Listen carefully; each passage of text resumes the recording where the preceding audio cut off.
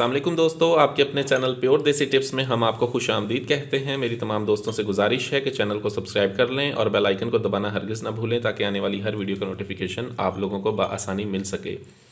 दोस्तों, आज का हमारा जो नुस्खा है वो सूरत अंजाल के तमाम तर मरीज़ों के लिए है जिनकी टाइमिंग नहीं लगती, जिनको जरियान एहतलाम का मसला है, ठीक है, मैदे मसाने जिगर में गर्मी है, मसाना कमज़ोर हो गया है, तो उनके लिए नुस्खा बहुत ही ज़बरदस्त, बहुत ही आला है।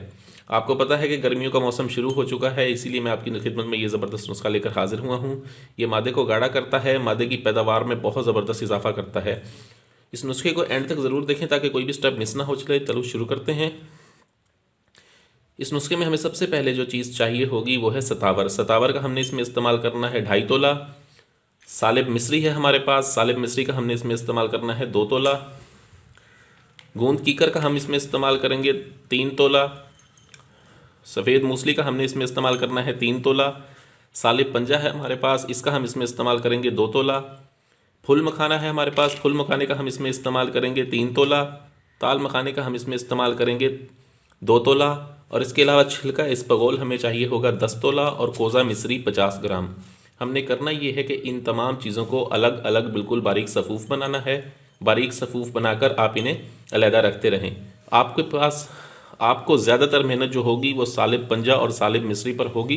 सफ़ूफ़ बनाने में इनको कूटना बहुत ज़बरदस्त, इनको कूटना नहायत ही मुश्किल काम है, इनका पाउडर बनाना मुश्किल काम है, ठीक है। आप इनको अच्छी तरह से कूट के बिल्कुल बारीक सफ़ूफ़ बनाएं। जब ये तमाम चीज़ों का सफ़ूफ़ बन जाए, ठीक है, इन तमाम चीज़ों का ये सफ़ूफ़ जो आपको नज़र आ रही है बन जाए, तब आप इसको जो है कपड़ छान करें। कपड़ छान करने के बाद आप इसमें जो है छिलका इसबगोल जो 10 तोला हमारे पास होगा वो शामिल करके इसको महफूज कर लें। रोज़ाना सुबह नाश्ते के आधे घंटे के बाद और रात के खाने के आधे घंटे के बाद 1 चम्मच इसकी जो है बड़ी खाने वाली लें आप।